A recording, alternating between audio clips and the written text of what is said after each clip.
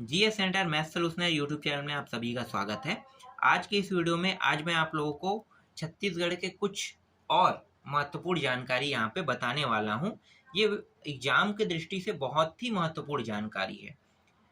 जितनी भी मैं यहाँ पे आपको जानकारी बताने वाला हूँ ये कई बार एग्जाम में आ चुका है, तो आपको इन सभी जानकारी को अच्छे से समझना है, सुनना है और देखना है।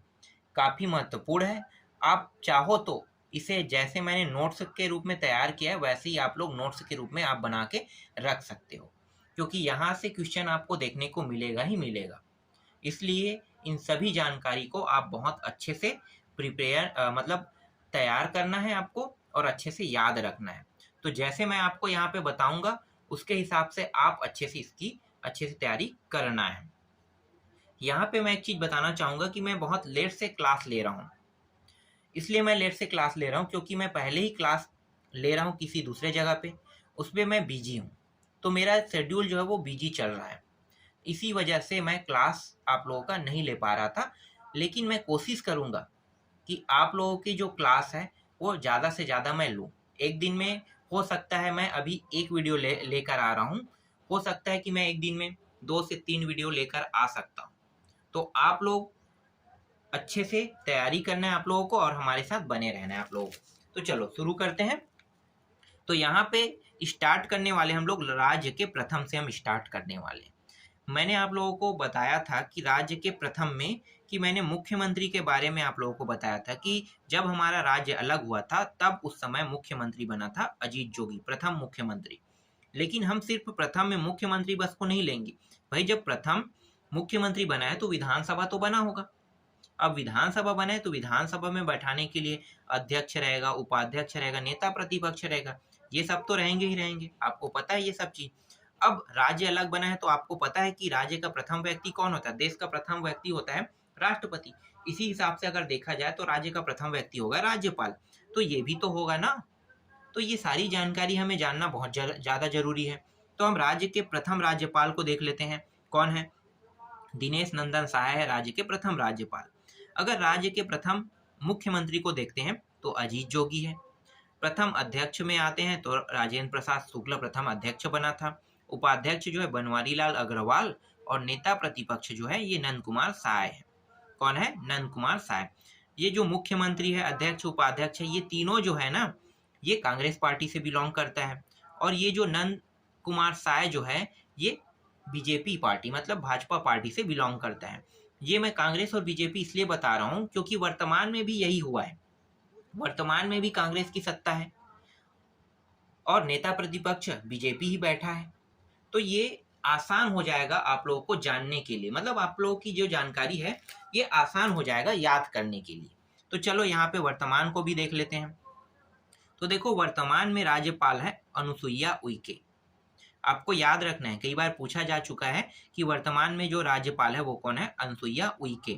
तो अनुसुईया उइके का नाम लेना है। मुख्यमंत्री है भूपेश बघेल। अध्यक्ष अगर पूछा जाए वर्तमान में तो चरणदास महंत होगा। उपाध्यक्ष अगर पूछा जाए तो मनोज सिंह मंडावी होगा और नेता प्रतिपक्ष अगर आपसे पूछा जाए तो धर्मलाल कौशिक को लेना है। अब यहाँ पे हम दोनों में तुलना करते हुए पढ़ते हैं, ठीक है। प्रथम राज्यपाल है दिनेश नंदन सहाय और वर्तमान का राज्यपाल है अनुसुईया उइके है। प्रथम मुख्यमंत्री था अजीत जोगी और वर्तमान में भूपेश बघेल बैठा हुआ है। अध्यक्ष जो है प्रथम राजेंद्र प्रसाद शुक्ल और वर्तमान अध्यक्ष है चरणदास महंत है। उपाध्यक्ष है बनवारी लाल अग्रवाल और यहाँ पे जो वर्तमान उपाध्यक्ष है वो मनोज सिंह मंडावी है। प्रथम नेता प्रतिपक्ष थे नंद कुमार साय और वर्तमान जो नेता प्रतिपक्ष है धर्मलाल कौशिक। ये जो नंद कुमार साय जो है वो वर्तमान में केंद्रीय मंत्री है, ठीक है, वर्तमान में केंद्रीय मंत्री है। इसको ज़्यादा जानना ज़्यादा इम्पोर्टेंट नहीं है, बस आप इतना जानो कि नेता प्रतिपक्ष था नंद कुमार साय और वर्तमान में धर्मलाल कौशिक है, ये इम्पोर्टेंट है। इसके बाद नेक्स्ट जानकारी जो है आपको मैं बताने वाला हूँ यहाँ पे हाई कोर्ट के बारे में। तो देखो हाई कोर्ट मतलब उच्च न्यायालय। उच्च न्यायालय जो है हमारा जो छत्तीसगढ़ में जो उच्च न्यायालय है वो 19वें नंबर का उच्च न्यायालय है। ये जो उच्च न्यायालय है ये बोदरी बिलासपुर में, बिलासपुर जिले का एक बोदरी नामक स्थान है, वहां पे इस उच्च न्यायालय को बनाया गया है। तो उच्च न्यायालय कहाँ पे है? कई बार क्वेश्चन पूछा जा चुका है, बोदरी में, ठीक है। आपको क्या लेना है? बोदरी लेना है। अब यहाँ पे जब उच्च न्यायालय बना है छत्तीसगढ़ में तो भाई छत्तीसगढ़ में बना होगा तो डायरेक्ट जो है यहाँ पे जज नहीं मिला था, ठीक है, मतलब डायरेक्ट जज नहीं बैठा था, तो यहाँ पे कार्यवाहक जज को बैठाया गया था। तो कार्यवाहक जज जो था वो RS गर्ग था। ये कार्यवाहक जब भी बोला जाता है तो कार्यवाहक का मतलब होता है अस्थायी तौर पे, स्थायी तौर पे नहीं, सिर्फ कार्य को संभालने के लिए बैठाए जाने वाले जो जज होता है उसे हम कार्यवाहक कहते हैं। ठीक है, तो कार्यवाहक जज था RS गर्ग। अगर क्वेश्चन पूछा जाता है कि प्रथम कार्यवाहक जज कौन था, तो आपको लेना है RS गर्ग को लेना है। अब हम डायरेक्ट आते हैं प्रथम मुख्य न्यायाधीश में आते हैं। ठीक है, ये तो प्रथम मुख्य न्यायाधीश ही था, लेकिन कार्यवाहक मुख्य न्यायाधीश था। स्थायी तौर पे बैठने वाला मुख्य न्यायाधीश नहीं था, स्थायी तौर पे बैठने वाला मुख्य न्यायाधीश था ये। प्रथम जज के रूप में जाना जाता है, WA सीसांग को जाना जाता है। तो WA सीसांग जो है ये प्रथम जज था। ठीक है, प्रथम मुख्य न्यायाधीश, आप इसे कह सकते हैं मुख्य न्यायाधीश। तो प्रथम मुख्य न्यायाधीश कौन था? WA सीसांग था।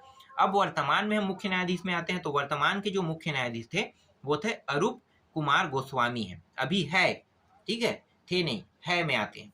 तो अभी वर्तमान में अरूप कुमार गोस्वामी जो है वर्तमान में मुख्य न्यायाधीश है। तो आपको याद रखना है अरूप कुमार गोस्वामी के नाम को। इसी तरह से यहाँ पे कुछ हेल्पलाइन नंबर भी दिया है, ये भी बहुत इंपॉर्टेंट जानकारी है, आपको जानना है, कई बार क्वेश्चन पूछा जा चुका है यहाँ से। तो यहाँ पे 102, ठीक है, टोल फ्री नंबर जो है वो महतारी एक्सप्रेस का है। 104 जो है वो निःशुल्क स्वास्थ्य परामर्श का है। 108 जो टोल फ्री नंबर है वो संजीवनी एक्सप्रेस का है। तो ये 102, 104, 108 आप लोगों ने तो सुना होगा कि 102 हेल्पलाइन नंबर होता है, 104 हेल्पलाइन नंबर होता है, 108 हेल्पलाइन नंबर होता है। 108 जो होता है वो संजीवनी एक्सप्रेस का होता है। 104 जो है निःशुल्क स्वास्थ्य परामर्श के लिए होता है। आपको अगर परामर्श चाहिए तो 104 को डायल करना होगा, और महतारी एक्सप्रेस के लिए 102 को डायल करना होगा। तो ये तीनों 102, 104, 108 आप लोगों ने सुना होगा। लेकिन ऐसे भी है जिनको आप लोगों ने सुना नहीं है, लेकिन यहाँ पे टोल फ्री नंबर है, तो इनको भी जानना बहुत ही जरूरी है। तो यहाँ पे जैसे 181 है, 181 टोल फ्री नंबर को अगर आप डायल करते हो तो महिला सहायता के लिए ये होता है टोल फ्री नंबर। और महिला सहायता के लिए जो टोल फ्री नंबर है ये किस नाम से जाना जाता है?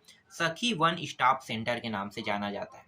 इस नाम से जाना जाता है कि 181 को सखी वन स्टॉप सेंटर के नाम से जाना जाता है। यहाँ पे 1091 जो है वो होगा महिला सहायता केंद्र के रूप में। ठीक है, तो महिला सहायता केंद्र के रूप में अगर आपको टोल फ्री नंबर जानना है तो वो है 1091। 1091 को अगर आप डायल करते हो तो महिला सहायता केंद्र जो है ये महिलाओं को सहायता प्रदान करने के लिए टोल फ्री नंबर लागू किया गया है। इसी तरह से देखो 1098 है। 1098 जो है वो चाइल्ड हेल्प लाइन के लिए है। ठीक है, चाइल्ड हेल्पलाइन के लिए 1098 को डायल करना है, और 1099 को मुक्तांजलि एक्सप्रेस के लिए आपको डायल करना होगा। अगर मुक्तांजलि एक्सप्रेस के लिए डायल करोगे तो 1099 को। और यहाँ पे एक और टोल फ्री नंबर है, ये किसका टोल फ्री नंबर है मुझे बताना। ठीक है, 1075 आप सभी को पता होगा, ये नया टोल फ्री नंबर है 1075। ये क्यों जारी किया गया था, किस लिए जारी किया गया है, आपको ये जानना ज़्यादा जरूरी है, क्योंकि यहाँ से भी क्वेश्चन पूछा जा सकता है। तो 1075 जो टोल फ्री नंबर है वो किसका टोल फ्री नंबर है ये मुझे बताना। ठीक है, तो आगे बढ़ते हैं। यहाँ पे देखो, अब आते हैं यहाँ पे। तो यहाँ पे जो नोट लिखा हुआ है, इस नोट टाइप को हम पढ़ लेते हैं। तो छत्तीसगढ़ी भाषा को राजकीय भाषा का दर्जा कब मिला है? तो यहाँ पे देखो 2007 में। अगर आपसे डेट पूछा जाए तो 28 नवंबर लिखना है। ठीक है, तो छत्तीसगढ़ी भाषा का दर्जा, जब छत्तीसगढ़ आजाद हुआ था उसी समय इसे छत्तीसगढ़ी भाषा को दर्जा नहीं मिला था। छत्तीसगढ़ी भाषा को दर्जा कब मिला था? 2007 में दर्जा मिला था। तो 28 नवंबर 2007 को छत्तीसगढ़ी भाषा का दर्जा प्राप्त हुआ था। अब यहाँ पे देखो छत्तीसगढ़ी भाषा का दर्जा 2007 में तो मिला, ठीक है, तो 28 नवंबर को मिला। अब यहाँ पे हम आते हैं छत्तीसगढ़ के प्रसिद्ध स्थान में आते हैं। छत्तीसगढ़ के प्रसिद्ध स्थान क्या क्या है? तो देखो यहाँ से क्वेश्चन पूछा जा चुका है ना, कई बार पूछा जा चुका है, इसलिए ये काफी महत्वपूर्ण है, इसलिए यहाँ पे मैं जमा के यहाँ पे ऐड किया हूँ। ये जानकारी आपको जब हम छत्तीसगढ़ी के बारे में और आपको अच्छे से पढ़ाएंगे, मतलब हम जब उन टॉपिकों पे जाएंगे जो ये वहाँ से बिलोंग करते हैं जहाँ से हम आपको पढ़ाना चाहते थे, तो उस जगह में आपको इनके बारे में और अधिक जानकारी आपको पढ़ने को मिलेगा। अभी यहाँ पे हम कुछ महत्वपूर्ण जानकारी के तौर पे यहाँ पे आपको प्रोवाइड करा रहे हैं। तो चलो देख लेते हैं। यहाँ पे जो दुर्ग है इसको ज्ञान की राजधानी के नाम से जाना जाता है। मैनपाट को छत्तीसगढ़ के शिमला के नाम से जाना जाता है। तपकरा को छत्तीसगढ़ के नागलोक के नाम से जाना जाता है और लुडेन को टमाटर की राजधानी के नाम से जाना जाता है। यहाँ से कई बार क्वेश्चन पूछा जा चुका है, कई बार, एक बार नहीं, कई बार पूछा जा चुका है। 8 से 9 10 बार भी पूछा जा चुका है ना, इससे भी अधिक है। इसलिए ये काफी महत्वपूर्ण जानकारी है, इसलिए यहाँ पे मैं आपको प्रोवाइड करा रहा हूँ। तो आपको ये अच्छे से जानना है कि दुर्ग क्या है, ज्ञान की राजधानी है। मैनपाट क्या है, छत्तीसगढ़ का शिमला है। तपकरा क्या है, छत्तीसगढ़ का नागलोक है। लुडेंग जो है छत्तीसगढ़ का टमाटर की राजधानी को हम लुडेंग के नाम से जानते हैं। इस तरह से यहाँ पे कुछ महत्वपूर्ण आपको मिल गया जानकारी। इसी तरह से देखो छत्तीसगढ़ के मान्यता प्राप्त, अब छत्तीसगढ़ के मान्यता प्राप्त उन चीजों को जान लो जो बहुत ही महत्वपूर्ण है।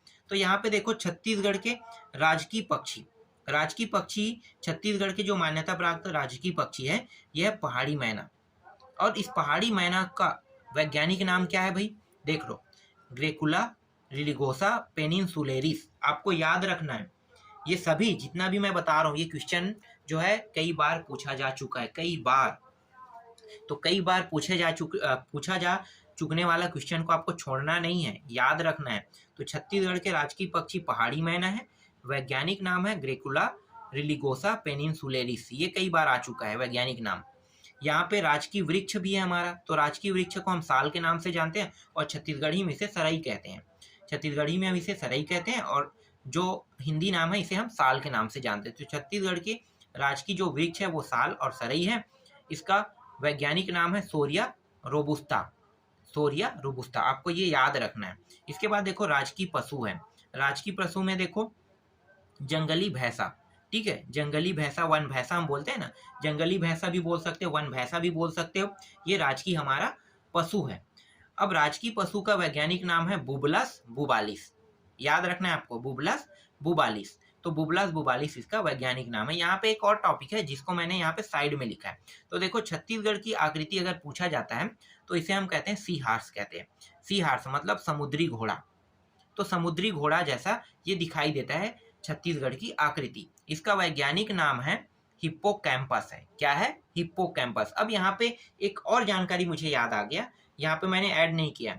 छत्तीसगढ़ की जो आकृति है वो किस कंट्री जैसी दिखाई देती है, ठीक है। छत्तीसगढ़ की जो आकृति है सेम टू सेम एक ऐसा देश है जो छत्तीसगढ़ की आकृति जैसा सेम टू सेम दिखाई देता है। तो उस कंट्री का नाम है यूनान, या शायद यूनान नाम है शायद, ठीक है। आप लोग एक बार सर्च कर लेना, आपको मिल जाएगा, यूनान ही है, ठीक है। तो यहाँ पे मैं उस कंट्री का नाम बता देता हूँ, पूछा जा चुका है ये भी क्वेश्चन, तो आपको लेना है यूनान लेना है, ठीक है। यूनान नाम की जो कंट्री है वो छत्तीसगढ़ जैसी ही दिखाई देती है। ये भी महत्वपूर्ण जानकारी था।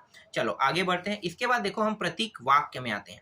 तो छत्तीसगढ़ के प्रतीक वाक्य क्या है, तो भारत के जो प्रतीक वाक्य है वो है इनक्रेडिबल इंडिया है। इन्हीं इनक्रेडिबल इंडिया से छत्तीसगढ़ का भी प्रतीक वाक्य बना है, ठीक है। इनक्रेडिबल इंडिया को हम कहते हैं अविश्वसनीय छत्तीसगढ़ बोलते हैं, सॉरी अविश्वसनीय इंडिया बोलते हैं। क्या बोलते हैं, अविश्वसनीय भारत या अविश्वसनीय इंडिया बोलते हैं। अब इन्हीं में जो भारत का जो प्रतीक वाक्य है इन्हीं से इन्होंने छत्तीसगढ़ का प्रतीक वाक्य बनाया है। तो इनको हटाकर सिर्फ क्रेडिबल को ले लिया है, ठीक है। तो क्रेडिबल छत्तीसगढ़ बन गया। अब इसका जो इंग्लिश नाम है वो तो क्रेडिबल छत्तीसगढ़ है, तो हिंदी नाम क्या होगा, विश्वसनीय छत्तीसगढ़। देखो दोनों में डिफरेंस है, थोड़ा सा डिफरेंस है। क्या डिफरेंस है कि यहाँ पे इन लगा है मतलब क्रेडिबल इंडिया है और यहाँ पे क्रेडिबल छत्तीसगढ़ है। यहाँ पे अविश्वसनीय है हिंदी नाम, तो यहाँ पे हिंदी नाम क्या होगा, हटा दो तो विश्वसनीय छत्तीसगढ़ होगा। तो आपको ये याद मतलब अब आप इसको याद रख सकते हो, आसान हो गया ना। चीजों को अगर हम अंतर लेते हैं और अंतर के हिसाब से समझाते हैं तो ज्यादा आसान हो जाता है चीजों को समझाना। इसी तरह से देखो प्रतीक, यहाँ पे हम देख लेते हैं, प्रतीक चिन्ह देख लेते हैं। प्रतीक चिन्ह यहाँ पे मैं बना तो नहीं सकता था, इसलिए यहाँ पे मैं आपको सिर्फ बताने वाला हूँ। यहाँ पे बहुत इंपॉर्टेंट जानकारी है। यहाँ पे पहले देख लेते हैं, छत्तीसगढ़ को धान का कटोरा कहते हैं, ये सबको पता होगा। नहीं पता है तो याद रखना, छत्तीसगढ़ को हम धान का कटोरा कहते हैं, क्योंकि यहाँ पे सबसे ज्यादा बोए जाने वाला फसल जो है वो धान है, इसलिए धान को हम धान का कटोरा कहते हैं। यहाँ पे प्रतीक चिन्ह जो है, यहाँ पे देखो 36 किला, हमारा जो प्रतीक चिन्ह है, राष्ट्रीय जो छत्तीसगढ़ी चिन्ह जो बना है, उसमें 36 ठो किला दिया हुआ है। तो 36 ठो जो किला दिया हुआ है, उन किलों का रंग जो है वो है हरा रंग है। आप लोग देख लेना, इंटरनेट में सर्च मारना, आपको स्पष्ट जानकारी पता चल जाएगा। ठीक है, तो गूगल में आप सर्च करके देखना कि 36 किले, याद रखना क्या करना है, 36, एक काम करना, प्रतीक चिन्ह लिख लेना तो ज़्यादा आसान हो जाएगा। छत्तीसगढ़ का प्रतीक चिन्ह, तो आप उसके बाद वहाँ पे जैसी सर्च मारने के बाद आपको कहाँ पे जाना है, इमेज में जाना है। इमेज में वो स्पष्ट पता चल जाएगा। तो यहाँ पे 36 जो किला रहेगा वो हरा रंग में आपको दिखाई देगा। तो आप समझ जाए ना कि हरा रंग में है, मतलब वो 36 किला है। अशोक स्तंभ जो है वो लाल रंग में आपको दिखाई देगा। तो लाल रंग में जो दिखाई दे रहा है वो क्या है, अशोक स्तंभ है। धान की बाली सुनहरे रंग में, आपको पता है कि सुनहरे रंग में ही धान की बाली होता है पकने के बाद। तो यहाँ पे सुनहरे रंग में इसको लिया गया है, धान की बाली को। ऊर्जा, ऊर्जा को नीला रंग में लिया गया है। ऊर्जा का मतलब आप समझते हो, ऊर्जा का मतलब आप इस तरह से समझ सकते हो कि जो आग होता है वो भी एक प्रकार की ऊर्जा है। आग जब जलता है ना तो आग जो है नीले रंग का होता है, ओरिजिनल जो उसके रंग होता है वो नीले रंग का होता है। आप लोगों ने देखा होगा जो हम घर में ईंधन उपयोग करते हो तो उसमें नीले रंग की आकृति आता है। वो नीले रंग की जो आकृति है ना वो ओरिजिनल आकृति है उसकी। लाल रंग उससे कम तापमान है। नीले रंग की अगर आकृति, नीले रंग की जो प्रकाश आपको दिखाई देता है वो ओरिजिनल प्रकाश है, वो सबसे हैवी प्रकाश है। उसके बाद लाल है, उसके बाद उसका कलर और चेंज होते जाता है धीरे धीरे। तो सबसे ज़्यादा जो हमें नीले रंग की जो कलर दिखाई देती है वो ऊर्जा का मेन फोकस होता है, मतलब मेन प्रकाश होता है। तो मेन प्रकाश जो है ऊर्जा, तो आप इस तरह से याद कर सकते हैं, ऊर्जा जो है वो नीले रंग का होता है। नदियों की रेखांकित, ठीक है, नदियों को जो रेखांकित कर रहा है, जो तीन जो लहरें दिखाई दे रहा है उसमें आपको जब आप उसको देखोगे तो आपको स्पष्ट पता चल जाएगा कि ये तिरंगे के कलर का है। ठीक है, तो 3 रंगों में बटा हुआ है, तिरंगे का कलर होता है। तो नदियाँ जो है रेखांकित करने वाला जो कलर है वो तिरंगा कलर है। तो इस तरह से आज के इस वीडियो में बस इतना ही। अगले वीडियो में हम आपको नए टॉपिक के साथ आपको पढ़ाएंगे।